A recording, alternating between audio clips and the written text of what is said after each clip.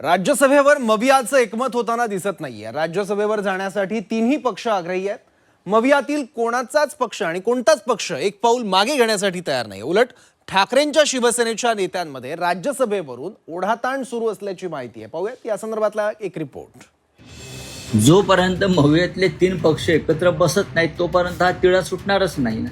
त्यांच्यामध्ये समन्वय नाही, त्यांच्यामध्ये एकोपा नाही, त्यांच्यामध्ये एकमत नाही। म्हणजे आज परिस्थिती महाविकास आघाडीची अशी आहे, एक दिल के तुकडे हुए हजार, कोई कहा गिरा कोई कहा गिरा।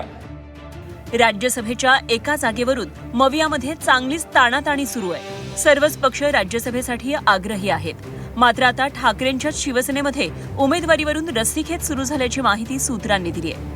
राज्यसभेवर जाण्याची इच्छा ठाकरेंच्या शिवसेनेमधील अनेक नेत्यांनी बोलून दाखवली आहे। मवियामध्ये सर्वात जास्त संख्याबळ ठाकरे यांच्या शिवसेनेकडे आहे। दरम्यान संख्याबळानुसार राज्यसभेच्या जागेवर ठाकरेंच्या शिवसेनेनं आधीच दावा ठोकलाय। मात्र आता पक्षामध्ये रस्सीखेच सुरू झाली आहे। ठाकरेंच्या शिवसेनेकडून संभाजीनगरचे माजी खासदार चंद्रकांत खैरे हे राज्यसभेची निवडणूक लढवण्यासाठी इच्छुक आहेत। माजी विधान परिषद विरोधी पक्षनेते अंबादास दानवेंनी देखील इच्छा व्यक्त केली आहे। तर ठाण्याचे माजी खासदार राजन विचारे देखील राज्यसभेवर जाण्यासाठी आग्रही आहेत। प्रियंका चतुर्वेदी देखील पुन्हा निवडणूक लढण्यासाठी इच्छुक असल्याची माहिती सूत्रांनी दिली आहे। राजन विचारे मला या काळात भेटले हे खरं आहे।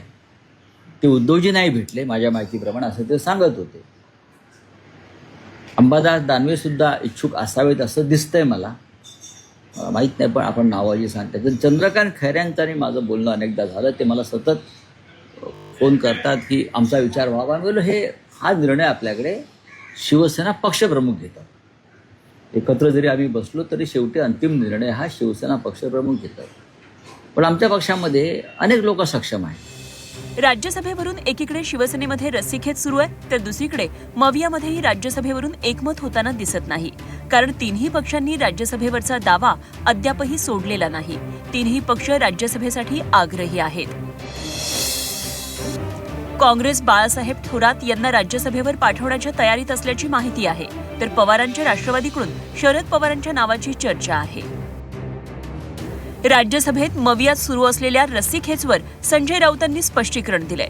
शेवटपर्यंत ओढाताणी सुरू राहणार, मात्र जोपर्यंत एकत्र बसत नाही तोपर्यंत तोडगा निघणार नसल्याचं संजय राऊत यांनी म्हटलंय।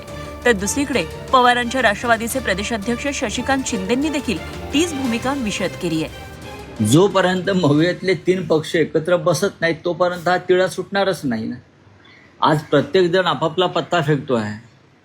कोण 10 आमदारांच्या जोरावर, कोणी 16 आमदारांच्या जोरावर, कोणी 20 आमदारांच्या जोरावर। पण यापैकी एकही पक्ष स्वतंत्रपणे 7वी जागा जिंकू शकत नाही, हे सगळ्यांना माहिती आहे। पण राजकारणामध्ये जेव्हा अशी स्थिती निर्माण होते तेव्हा शेवटच्या क्षणापर्यंत ही रस्सीखेच सुरू असते। प्राथमिक स्वरूपात आम्ही काही प्रमुख लोक बसलेलो आहोत आणि आमच्या वतीने आम्ही इच्छा व्यक्त केलेली आहे, जसं काँग्रेस पक्षाने केलेलं आहे, शिवसेनेने केलेलं आहे। एकत्रितपणे बैठक करून आपण निर्णय घ्यायचा, त्यामध्ये पवार साहेबांनी निवडणूक करावी अशा प्रकारची आमची विनंती आहे। मला वाटतं की प्राथमिक स्वरूपात महाविकास आघाडीच्या प्रमुख लोकांची चर्चा झाल्यानंतर मग आम्ही पवार साहेबांशी बोलावं आणि पवार साहेबांना सांगावं, अशा प्रकारची प्राथमिक अशा प्रकारचं आमचं ठरलेलं आहे। मवियामध्ये राज्यसभेवरून एकमत होत नाही। दरम्यान हाच धागा पकडत सत्ताधाऱ्यांनी देखील त्यांच्यावर टीकास्त्र डागलं आहे। शिंदेंची शिवसेना आणि भाजप नेत्यांनी मवियाला टोला लगावला आहे। मवियामध्ये एकमत नसल्याचं उदय सामंत यांनी म्हटलंय। तर महसूल मंत्री बावनकुळेंनी देखील मवियाला डिवचलं आहे। महाविकास आघाडीनं कोणाला राज्यसभेचा उमेदवार करावं हा त्यांचा प्रश्न आहे, परंतु त्यांच्यामध्ये समन्वय नाही, त्यांच्यामध्ये एकोपा नाही, त्यांच्यामध्ये एकमत नाही। एका आजचीच भाग नाही, पूर्वीपासून चालू आहे। फक्त आम्ही काहीतरी शिवसेना शिंदेसाहेबांची आणि भाजप यांच्या विरोधामध्ये काहीतरी वेगळं विरोधक म्हणून उभे राहिलेलो आहोत अशा पद्धतीनं दाखवण्याचा आभास त्यांनी 3.5-4 वर्षामध्ये निर्माण केला। पण मतदारांनी सपशेल त्यांचा पराभव केला। त्यांनी जर एकमत केलं तर राज्यसभेचा एक खासदार त्यांचा होईल।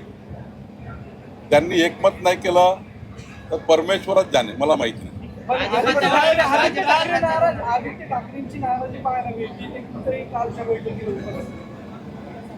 महाविकास आघाडीमध्ये सारेच नाराज आहे।